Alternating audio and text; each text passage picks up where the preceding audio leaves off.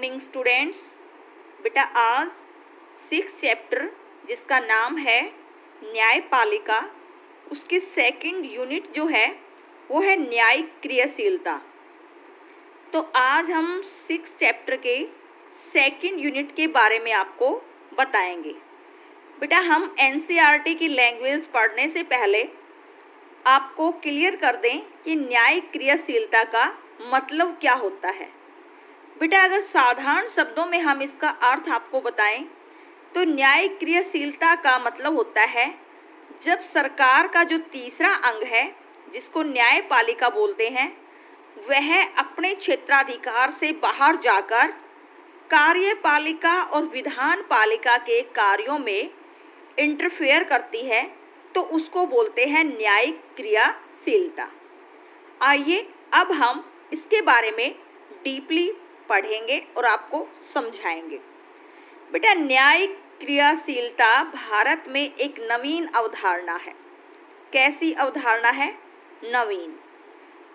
इसको ठीक ढंग से व्याख्या करना बहुत ही कठिन काम है। यानी कि न्यायिक क्रियाशीलता की हम स्पष्ट शब्दों में डेफिनेशन नहीं दे सकते। न्यायपालिका का मुख्य कार्य निर्णय देना है। यानी कि इसका मेन रोल क्या है? डिसीजन लेना। जब निर्णय संविधान अथवा कानून के अनुसार दिए जाते हैं तो न्यायिक क्रियाशीलता का नाम नहीं दिया जाता।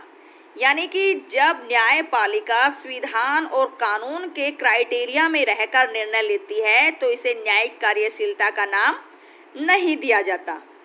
परंतु बेटा जब न्यायपालिका अपने क्षेत्राधिकार से बाहर जाकर विधान पालिका और कार्यपालिका के क्षेत्राधिकार में इंटरफेयर करती है तो इसे न्यायिक क्रियाशीलता कहा जाता है। यानी कि बेटा सरकार के 3 अंग हैं, विधान पालिका, कार्यपालिका और न्यायपालिका। सरकार के इन दोनों अंगों में जब इंटरफेयर करती है तो इसको बोलते हैं न्यायिक क्रियाशीलता। इस प्रकार बेटा न्यायपालिका द्वारा नीतियों और कार्यक्रमों को निश्चित कर उन्हें लागू करने के आदेश देना, योजनाओं के संचालन को अपने हाथ में लेना, स्वाधीन संस्थाओं की कार्य प्रणाली में इंटरफेयर करना, कानून का निर्माण करने के लिए विधान पालिका को निर्देश देना, ये सभी किसके प्रतीक माने जाते हैं? न्यायिक क्रियाशीलता के प्रतीक माने जाते हैं। यानी कि न्यायपालिका जब इन सब से संबंधित कार्य करती है तो उसको न्यायिक क्रियाशीलता का नाम दिया जाता है। बेटा साधारण शब्दों में न्यायपालिका किसी भी कार्रवाई को न्यायिक क्रियाशीलता की संज्ञा दी जा सकती है जिसके द्वारा न्यायपालिका की प्राथमिकता स्थापित होती है।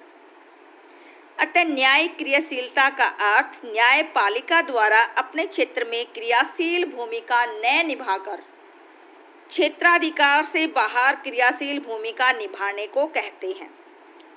बेटा सर्वोच्च न्यायालय के भूतपूर्व न्यायाधीश पीवी सावंत ने बताया कि कानून की व्याख्या करने और इसे लागू करते समय संवैधानिक सीमाओं की अवहेलना करना या शक्तियों के पृथक्करण के सिद्धांत की आलोचना करते हुए विधान पालिका के कार्यों को अपने हाथ में लेना क्या कहलाता है? न्यायिक क्रियाशीलता माना जाता है। अब बात आती है बेटा न्यायिक क्रियाशीलता की आवश्यकता क्या है? यानी कि न्यायिक क्रियाशीलता की आवश्यकता क्यों पड़ी? बेटा प्रस्तावना प्रशासन एक इकाई है और सरकार के तीनों अंग अलग अलग होते हुए मिलकर कार्य करते हैं, तभी एक योग्य प्रशासन संभव हो पाता है।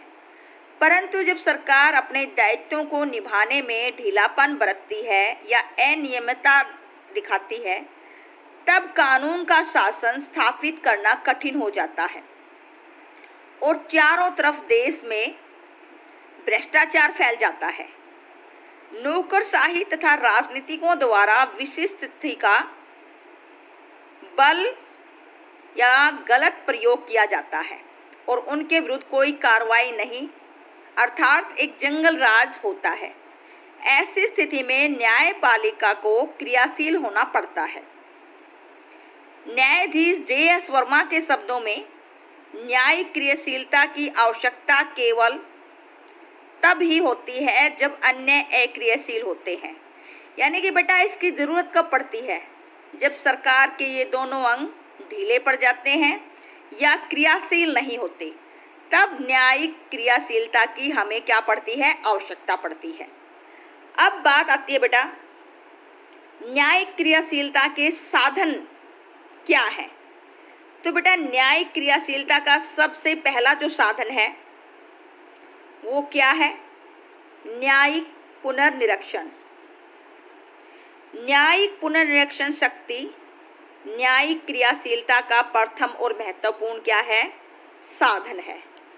भारतीय संविधान द्वारा न्यायिक पुनर्निरीक्षण की शक्ति भारतीय सर्वोच्च न्यायालय और उच्च न्यायालय के पास है। न्यायिक पुनर्निरीक्षण की शक्ति के अधीन सर्वोच्च न्यायालय और उच्च न्यायालय को उन कानूनों व कार्यपालिका के आदेशों को रद्द करने का अधिकार है जो संविधान की इच्छा के विरुद्ध हैं। न्यायपालिका न्यायिक पुनर्निरीक्षण से ऐसे सिद्धांत निश्चित करती है जो सरकार के अन्य अंगों पर बाध्यकारी होते हैं। इस तरह न्यायिक पुनर्निरीक्षण न्यायिक क्रियाशीलता का एक साधन है, जैसे 1973 का केशवानंद भारत का मुकदमा। अब जो बेटा न्यायिक क्रियाशीलता का दूसरा साधन है वो है मौलिक अधिकारों की व्याख्या। न्यायिक क्रियाशीलता का द्वितीय साधन मौलिक अधिकारों की व्याख्या है। आपको पता है कि भारतीय संविधान में प्रत्येक व्यक्ति को 6 प्रकार के मौलिक अधिकार प्राप्त हैं। पहले ये 7 प्रकार के मौलिक अधिकार थे, लेकिन संपत्ति के अधिकार को 42वें संशोधन में हटा दिया गया और 42वां संशोधन हुआ था बेटा 1976 में। तो भारतीय संविधान में नागरिकों को मौलिक अधिकार प्रदान किए गए हैं तथा धारा, कौन सी धारा? धारा 30 में संवैधानिक, धारा 30 और 31 बोल सकते हो बेटा। 31 में संवैधानिक उपचारों का अधिकार प्राप्त है। इस अधिकार के अंतर्गत प्रत्येक व्यक्ति मौलिक अधिकारों की अवहेलना होने पर न्यायालय का दरवाजा खटखटा सकता है और अपने अपने अधिकारों की सुरक्षा कर सकता है। न्यायपालिका अधिकारों की रक्षा करते समय कुछ ऐसे निर्देश जारी करती है जो न्यायिक क्रियाशीलता का उदाहरण होते हैं। जैसे फरवरी 1993 को सर्वोच्च न्यायालय ने निर्णय दिया कि 14 वर्ष की आयु तक के प्राथमिक शिक्षा प्राप्त करना प्रत्येक भारतीय बालक का मौलिक अधिकार है। इसी तरह सर्वोच्च न्यायालय ने यह भी कहा कि उच्च स्तरीय शिक्षा प्राप्त करना नागरिक का मौलिक अधिकार है। इसने सर्वोच्च न्यायालय संविधान धारा 21 की नई व्याख्या न्यायिक क्रियाशीलता को स्पष्ट प्रमाण है। फिर बात आती है बेटा कानून निर्माण की। जो अगला न्यायिक क्रियाशीलता का साधन है वो क्या है? कानून निर्माण। साधारण कानून निर्माण न्यायपालिका का कार्य नहीं है, परंतु अनेक बार न्यायपालिका कानून निर्माण भी करती है, जो न्यायिक क्रियाशीलता का स्पष्ट उदाहरण है। जैसे कई बार न्यायपालिका के समक्ष ऐसा विचित्र झगड़ा पेश होता है जिस पर विधान पालिका का कोई कानून नहीं, तो न्यायाधीश अपनी सूझबूझ, अनुभव तथा योग्यता के आधार पर जो निर्णय कर देते हैं वह क्या बन जाता है? कानून का एक अंग बन जाता है। कहा जाता है कि ये निर्णय न्यायिक प्रमाण बन जाते हैं और अन्य न्यायालयों पर भी बाध्य होते हैं। ऐसे निर्णय न्यायपालिका की क्रियाशीलता के क्या है बेटा? उदाहरण है।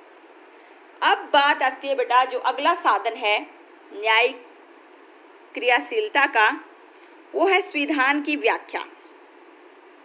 न्यायपालिका को संविधान का प्रोटेक्टिव कहा जाता है। लिखित संविधान में संविधान की अनेक धाराओं से रिलेटेड अंतिम व्याख्या न्यायपालिका का दायित्व होता है। यानी संविधान की व्याख्या करते समय सर्वोच्च न्यायालय नवीन कानून, सिद्धांत, नियम और विधियां आदि निर्धारित करते हैं। जैसे अक्टूबर 1998 को सर्वोच्च न्यायालय ने एक निर्णय किया कि न्यायाधीशों की नियुक्ति में न्यायाधीशों को कार्यपालिका की तुलना में प्राथमिकता दी जाए। तो न्यायिक क्रियाशीलता जो है उसका अगला जो साधन था बेटा वो क्या था? संविधान की व्याख्या। अगला जो साधन है बेटा न्यायिक क्रियाशीलता का वो है सार्वजनिक हित के लिए मुकदमेबाजी। सार्वजनिक हित के लिए मुकदमेबाजी न्यायिक क्रियाशीलता का महत्वपूर्ण उदाहरण है। साधारण कानून के अंतर्गत केवल प्रभावित व्यक्ति ही न्यायालय में मुकदमा कर सकते हैं, दूसरे किसी व्यक्ति को मुकदमा दायर करने का अधिकार नहीं है। परंतु बेटा सार्वजनिक हित के मुकदमाजियों में कोई व्यक्ति सार्वजनिक विषय के संबंध में न्यायालय में मुकदमा दायर कर सकता है तथा उस मुकदमे में उस व्यक्ति का संबंधित होना आवश्यक नहीं है। भारतीय संविधान के अनुच्छेद 39 वह स्रोत है जो सार्वजनिक हित के विवादों की अवधारणा को पर्याप्त सीमा तक मान्यता प्रदान करता है। सर्वोच्च न्यायालय में सार्वजनिक हित के न्याय के लिए बहुत ही महत्वपूर्ण कदम उठाए गए हैं। बेटा न्यायिक क्रियाशीलता के जो हमने साधन बताए आपको कि ये वो साधन है जिसके आधार पर न्यायपालिका को मजबूर होना पड़ता है अपने क्राइटेरिया से बाहर निकलकर उसको कार्यपालिका और विधान पालिका में क्या करना पड़ता है? इंटरफेयर करना पड़ता है। हमने वो 4 साधन बताए हैं, न्यायिक पुनर्निरीक्षण, मौलिक अधिकारों की व्याख्या, कानून निर्माण, संविधान की व्याख्या और सार्वजनिक हित के लिए मुकदमेबाजी।